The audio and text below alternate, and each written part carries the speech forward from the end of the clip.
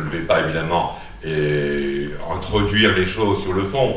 Je veux juste dire que, de mon point de vue, disons, écologiste, ce que je me pose comme question, sans beaucoup savoir y répondre toujours, par exemple, il y a 20 ou 30 ans, au moment où on parlait des NTIC, maintenant on dit plutôt les TIC, parce que depuis qu'elles sont nouvelles, elles sont là, avant les technologies de l'information, de la communication, eh bien on lui disait, alors vraiment vous allez voir la consommation de papier, et même la consommation de distance physique, les voyages des personnes, ça va beaucoup baisser, ce qui va donner moins de consommation d'énergie, moins de consommation de biomasse. C'est pas ce qu'on a exactement vécu. Depuis 20 ans, en fait, il y a de plus en plus d'électronique ambiante et de smartphones ou autres objets nomades comme nous, mais on les emporte avec nous, et le face-à-face, notamment dans les enjeux de pouvoir, le face-à-face est indispensable. Alors il y a d'autres choses, vous avez dit aussi, vous allez devenir plus informé et plus intelligent. C'est pas faux, bien entendu, on a l'impression de l'être un peu plus qu'il y a 30 ans ou 60 ans, mais un peu plus ne veut pas dire trop, c'est-à-dire que quand on voit les mails, les réseaux dont on dépend, on a déjà du mal à réguler, on peut dire, et même à lire les informations qui nous tombent dessus sans qu'on le veuille plus ou moins. On est un peu prisonnier d'un tas de réseaux qui nous dit il faut absolument que tu lises ceci ou que tu accèdes à cela, car c'est là que ça se passe. Enfin, une dernière chose, l'électronique ambiante, c'est évidemment de la matérialité, c'est des objets matériels qui ont donc un impact sur l'environnement, aussi bien en amont dans leur éco-conception, qui n'est pas encore tout à fait éco, peut-être qu'il en sera question dans ce colloque, il faut voir comment ces objets meurent après leur utilisation et comment on peut les réutiliser. Et à propos de mort, vous vous souvenez que notre ami Gunther Anders parlait de ce qu'il appelait l'obsolescence programmée, c'est-à-dire que est-ce que ces objets ne pourraient pas durer un peu plus longtemps et être un peu plus recyclables. Il y a bien d'autres sujets, là j'ai énoncé quelques propos spontanés qui me venaient en tant que mon angle écologiste, mais j'ai vu tout le panel de tous vos intervenants et de toutes les personnes qui sont là, donc pour m'arrêter, je pourrais vous dire, eh bien, bon colloque et peut-être bonne interrogation, voire bonne réponse à toutes ces questions. Merci à vous. L'association Vivagora vise essentiellement à questionner les technologies, les choix technologiques, à les mettre dans l'espace politique et dans l'espace public, de manière à ce qu'on sorte d'une ère où nous subissons les choix technologiques qui ont été faits pour nous et sans nous, et sans que nous puissions même les juger. Il s'agit donc de les juger, non pas forcément de les condamner, et de les juger peut-être de manière autre que par le traditionnel balance entre les coûts, les bénéfices, mais vraiment d'aider à réfléchir sur les valeurs qui sont promues à travers nos usages technologiques ou les choix technologiques, et donc d'aider les citoyens à questionner les choix technologiques et peut-être à mieux en user aussi dans leur vie quotidienne. Voilà. Aujourd'hui, nous focalisons, et c'est donc la première année où nous avons fait ce choix, nous focalisons sur un domaine qui est l'électronique ambiante. Et donc, effectivement, l'ambiance n'est peut-être pas électrique, mais elle est électronique. Et le terme d'ambiance, nous y tenons beaucoup, dans la mesure où tout devient électronique, de nos voitures bien sûr, mais surtout des textiles, d'objets a priori qui ne contiennent pas de l'électronique, qui deviennent en fait réactifs ou même actifs, plus ou moins à notre insu.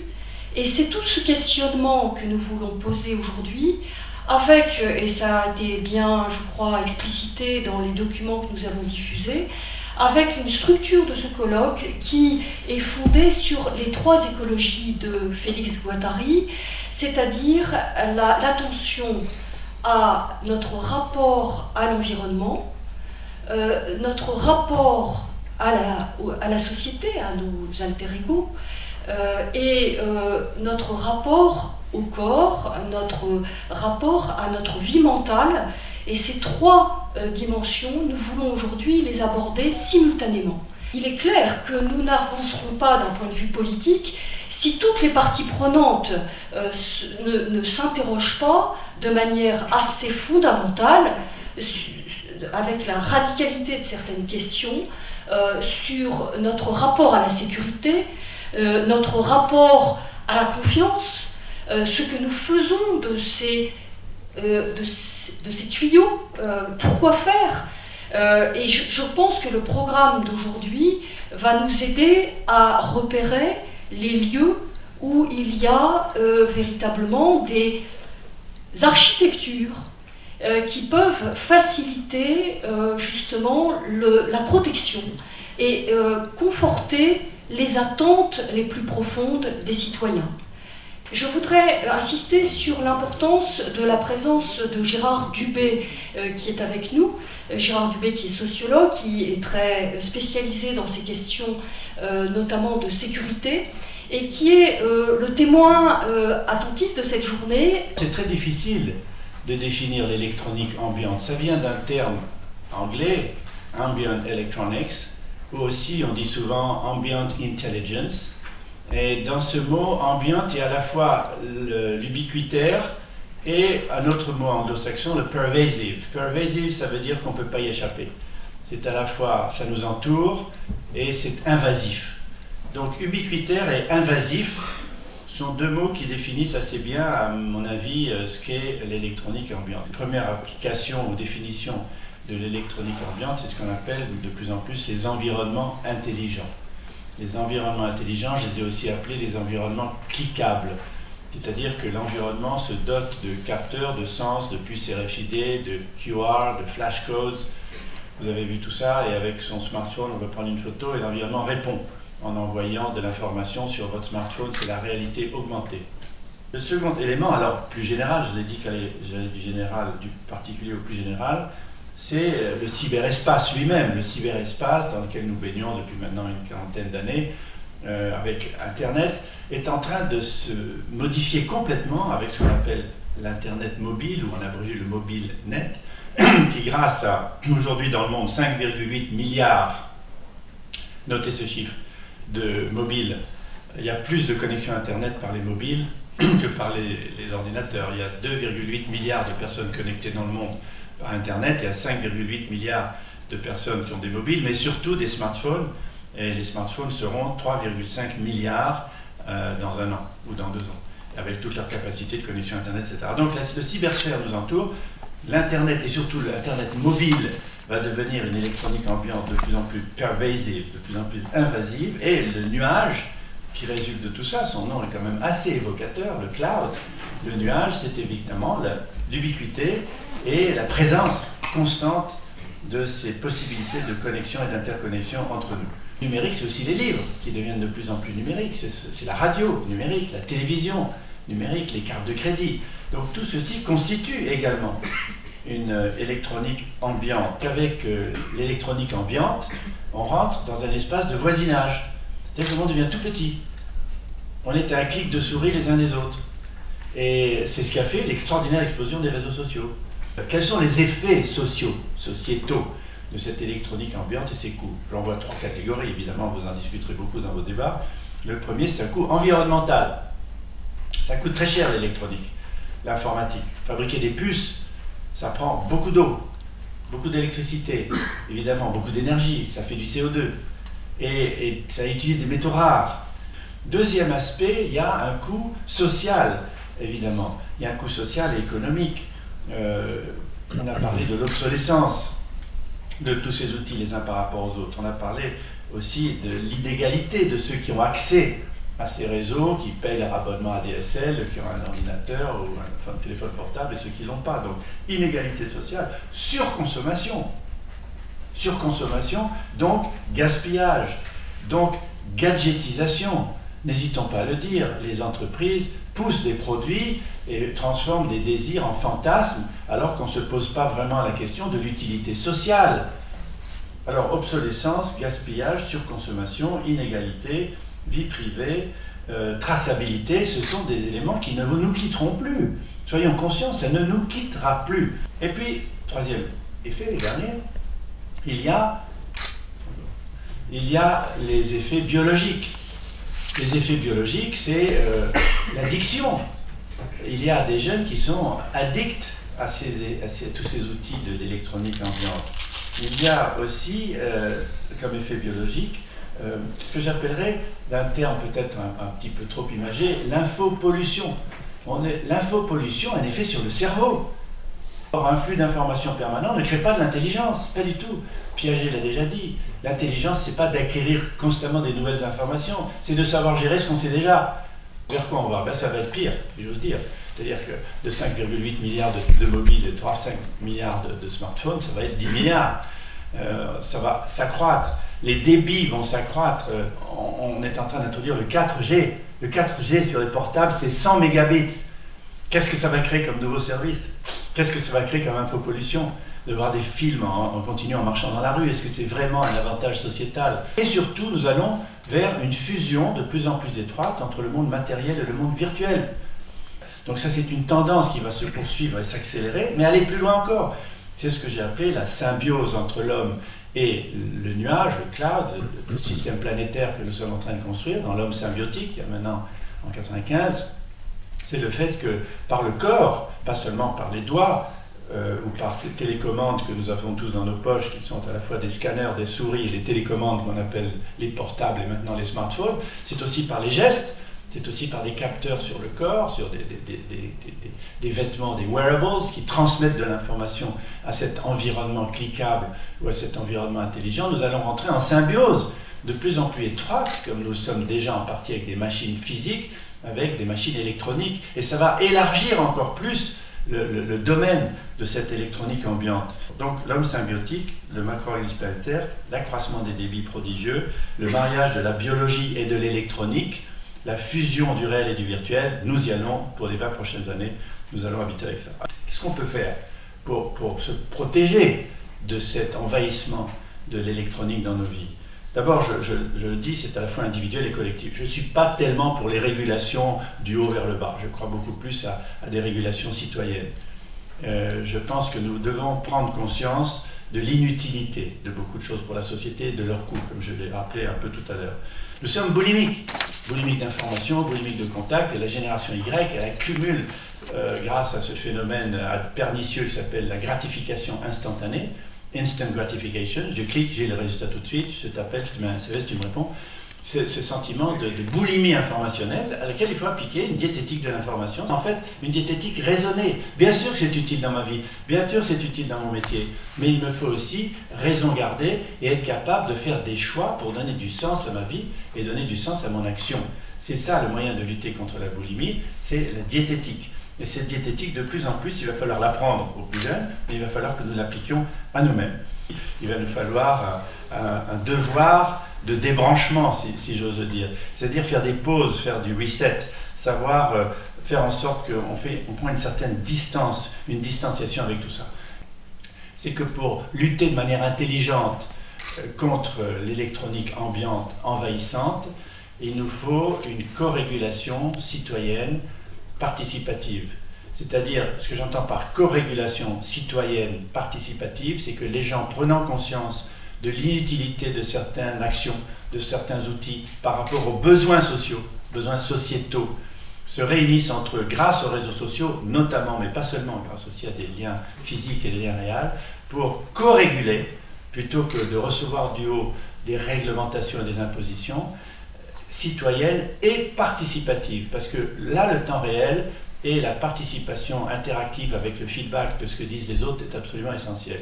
Et enfin, pour déboucher sur quoi? Pour déboucher sur une info éthique. On a déjà maintenant, évidemment, et la France a été un pionnier dans ce domaine, des règles de bioéthique. On ne peut pas faire n'importe quoi avec le corps humain, n'importe quoi avec la vie. Eh bien, je pense aussi que vis-à-vis de la société de l'information, on ne peut pas faire n'importe quoi avec notre ADN numérique, notre identité. Il y a des vols d'identité, il y a de la désinformation, il y a du hacking, il y a du piratage, il y a du vol. Donc l'éthique informationnelle, que j'appelle l'infoéthique, sera, à mon avis, un des fondements essentiels de la co-régulation citoyenne participative pour gérer le mieux possible, dans l'intérêt de l'humanité, l'électronique ambiante. Je vous remercie.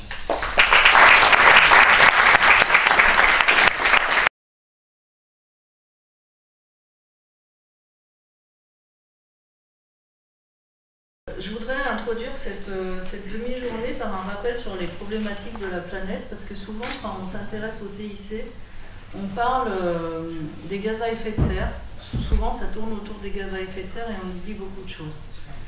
Le réchauffement, ou plutôt le dérèglement climatique qui est tangible maintenant pour tout le monde, il se traduit effectivement par une augmentation moyenne des températures qui, au passage, risque de devenir catastrophique si cette augmentation augmente de plus de 2 degrés en moyenne.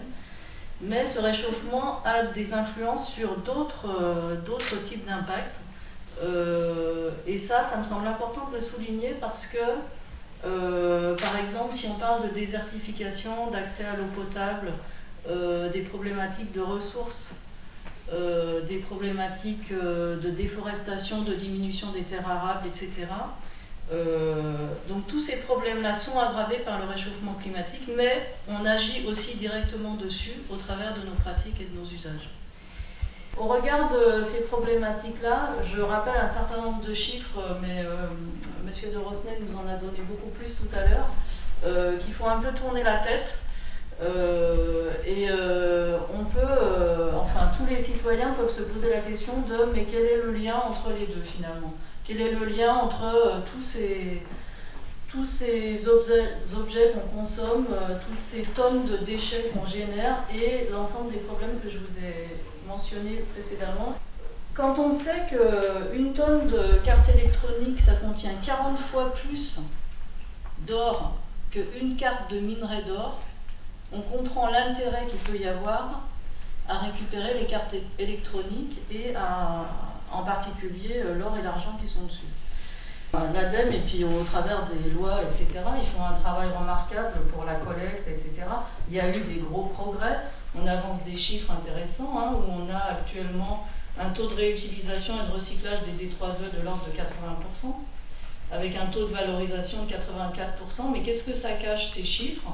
Ou qu'est-ce qu'on ne voit pas quand on voit ces chiffres? Et bien ce qu'on ne voit pas, c'est qu'en fait, par exemple l'année dernière, on a réussi à ne collecter que 4,5 ou un peu plus, 4,7 kg de D3E par personne, sachant qu'on génère en France plus de 20 kg de D3E par personne et par an.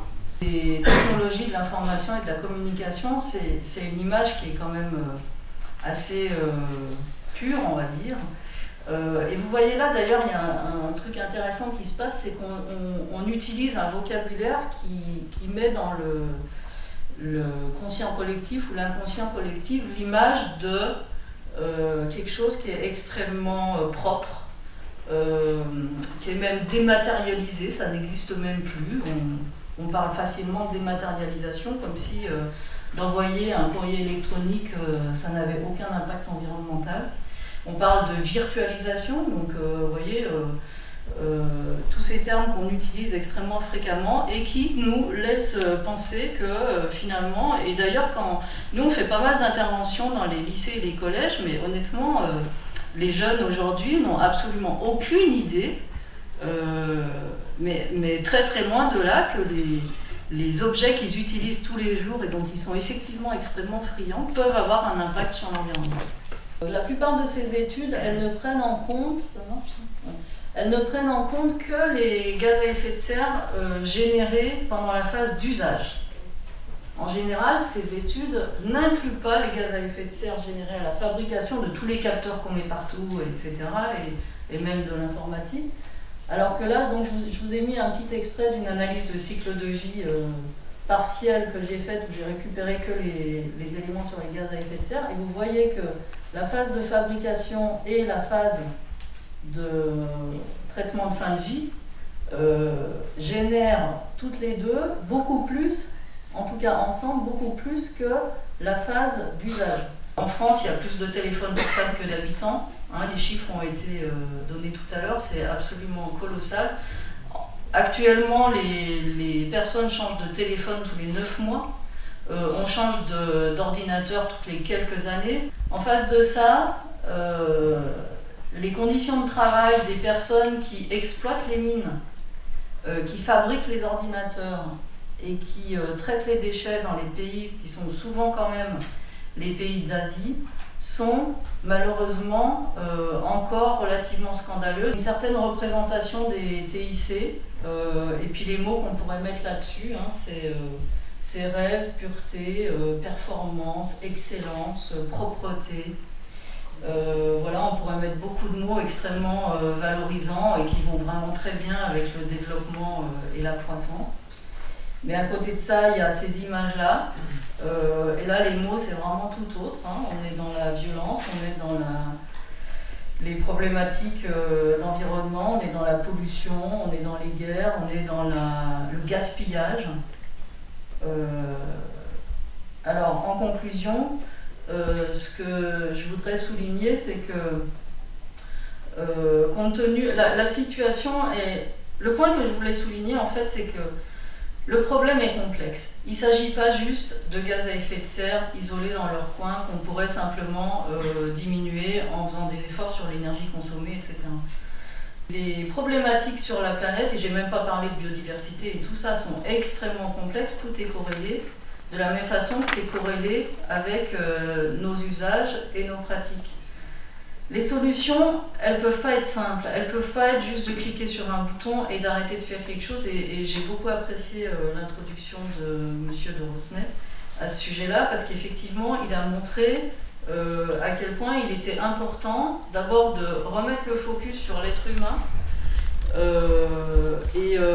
Je pense qu'on est dans une période formidable pour ça. On est dans une période où on peut essayer de redonner une image au TIC qui n'est pas celle que j'ai montrée il y a 2 slides, mais qui serait une nouvelle, où on prendrait en compte aussi les problématiques environnementales.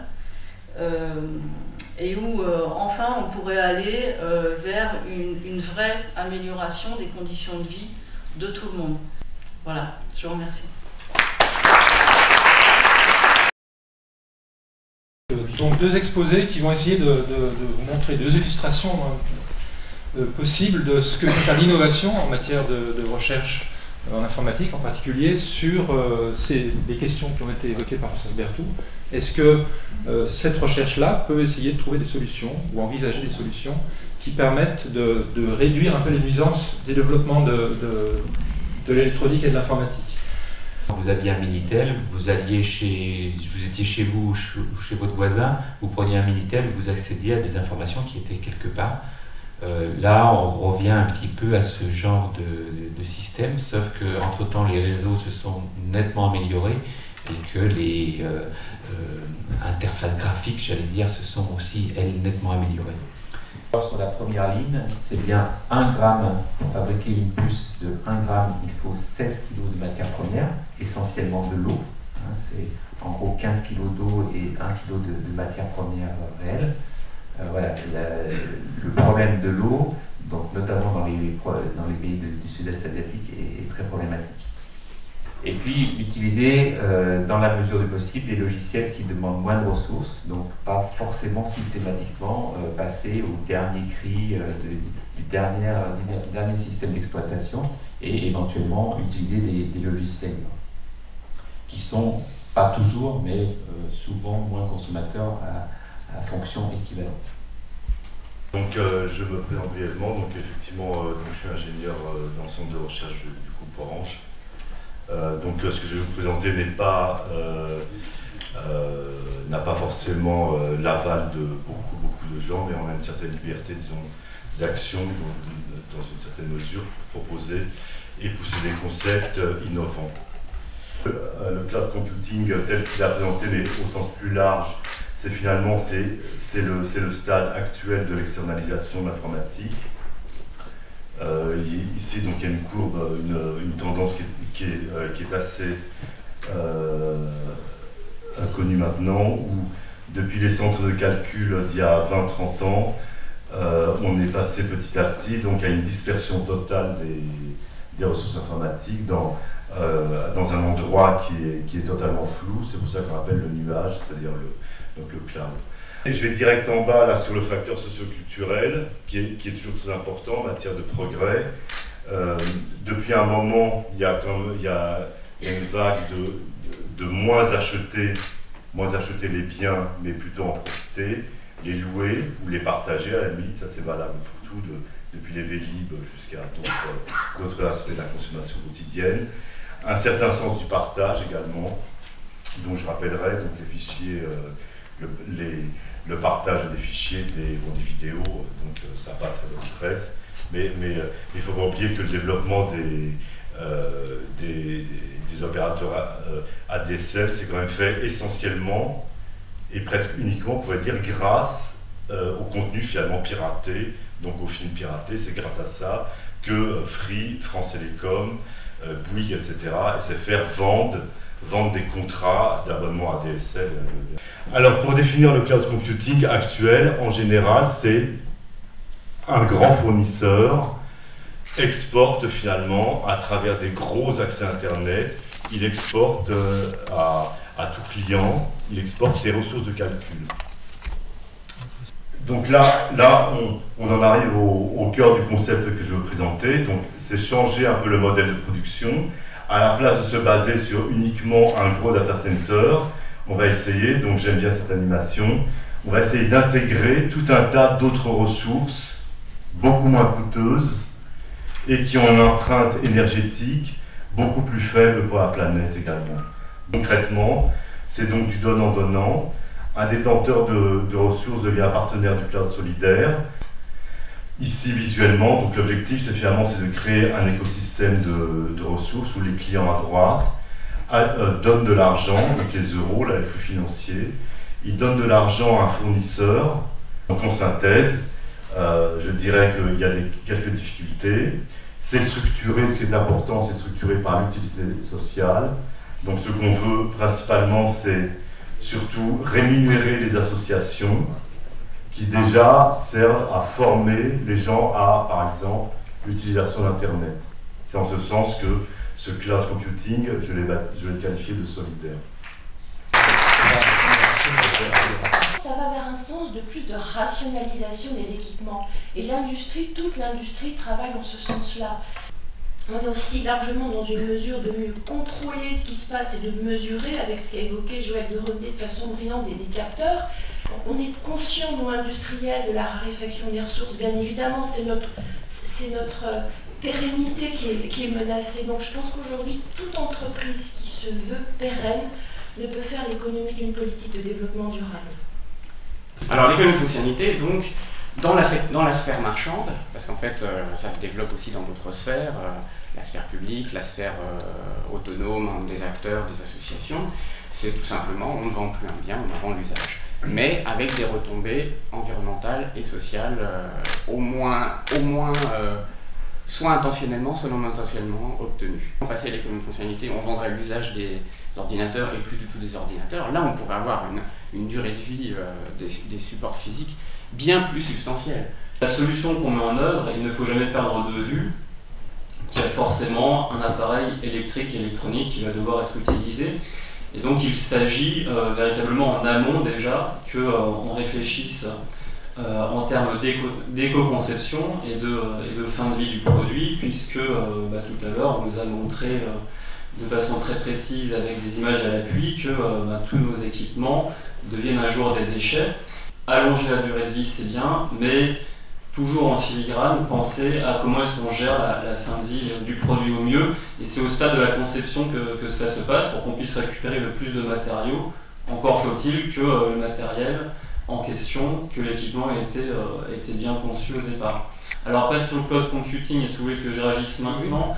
Alors j'ai des interrogations en tant qu'association de consommateurs que je vais vous livrer, j'en ai 3. La première interrogation que j'ai, c'est d'un point de vue de ce qu'on pourrait appeler les risques contractuels. Deuxième risque, celui de la fiabilité, parce que, donc, si j'ai bien compris, ça va mobiliser beaucoup de bandes passantes. Le troisième risque, évidemment, c'est celui des données personnelles, parce que donc les données ne sont plus stockées chez la personne, mais sur des serveurs distants. Et c'est un risque qui est encore maximisé pour le cloud computing solidaire, puisque les données seront on ne saura même plus où sont les données. Donc c'est des interrogations que je suscite en tant que représentant d'une association de consommateurs. Évidemment, il y a aussi des aspects séduisants que je ne veux pas dénier. Merci. Les services que vous utilisez constamment, je suppose, donc la téléphonie, bien sûr, la vidéo, enfin, donc la DSL, la vidéo Orange, etc. Donc tout ça nécessite bien sûr d'énormes ressources de calcul qui tournent en permanence et qui font France Télécom le premier client d'EDF. C'est que s'il n'y a pas de motivation pour que les entreprises commencent à abandonner cette idée de toujours acheter des nouvelles ressources, toujours posséder des nouveaux centres, des nouveaux PC toujours plus modernes, s'il n'y a pas une motivation, quelque chose de politique ou même plus forte que ça culturelle, c'est vrai qu'on ne pourra pas vraiment avancer vers un mieux-être au niveau environnemental. L'éco-conception, c'est aller à l'encontre du gaspillage. Le gaspillage, c'est des coûts. Il y a bien du reste que les industriels cherchent à limiter les coûts en faisant des éco-conceptions pour eux. Pour autant, ça ne suffit pas. Il faut aller de plus en plus loin dans ces modèles. Il faut rappeler qu'on a une réglementation qui s'appelle la D3E, déchets d'équipements électriques et électroniques, où les industriels ont l'obligation de confier à des éco-organismes les déchets ménagers, mais également l'obligation de mettre en place des services de recyclage et récupération pour le professionnel. Il faut faire attention sur les effets rebonds possibles. C'est que, surtout si le particulier est payé pour les services qu'il rend au cloud computing, son intérêt à lui, ça va être d'acheter du matériel à jour, performant, et de le laisser allumer toute la journée. Donc je pense que dans ce modèle-là, voilà, ça c'est un excellent exemple, donc je vous remercie de m'en donner l'occasion, de montrer ce que ça peut être l'effet rebond, c'est-à-dire on peut se retrouver avec une augmentation colossale de la consommation d'énergie, de la consommation de biens. Pourquoi ? Parce que les gens vont avoir envie de vendre leurs ressources aux entreprises, etc. On n'a jamais abordé, à la fois dans le programme de cette journée, mais même dans cette matinée, vis-à-vis des industriels, qu'aujourd'hui, il y a 10% de la population qui n'a pas accès à ces technologies parce que ces personnes sont handicapées. Elle n'est peut-être pas assez suffisante, je peux l'entendre, mais il y a bien une prise en compte, mais peut-être plus aux États-Unis qu'en France. Voilà. Comment convaincre les consommateurs de passer à un partage finalement des ressources informatiques? Globalement, il faut essayer de réfléchir multi-usage effectivement sur les appareils et sur les supports physiques. Il faut véritablement élargir le spectre de réflexion et pas rester secteur par secteur. Et si je comprends bien, l'enjeu de ce qu'on appelle donc aujourd'hui le cloud computing, c'est la reterritorialisation du réseau, c'est-à-dire qui héberge les ressources en calcul, il les partage avec qui, quel est le deal et quelle forme de... Je veux dire, est-ce que c'est données contre ressources ou est-ce que ce sont des services plus solidaires, sociaux, etc. Pour moi, le cloud n'est pas du tout une solution. Le cloud, ça permet juste de repousser de quelques années la date butoir. Et c'est un artifice de plus.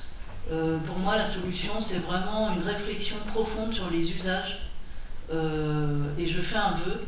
C'est que le jour où une grande entreprise, genre la Redoute Les Trois Suisses, affichera un message sur son site web la nuit en disant que les serveurs sont éteints la nuit pour des raisons d'économie d'énergie, je pense que ça sera un fait marquant qui fera du buzz et qui augmentera leur chiffre d'affaires. Et qui changera peut-être, qui commencera peut-être à faire sentir aux personnes qu'il faut changer les usages, que c'est pas la technologie ne va pas résoudre les problèmes.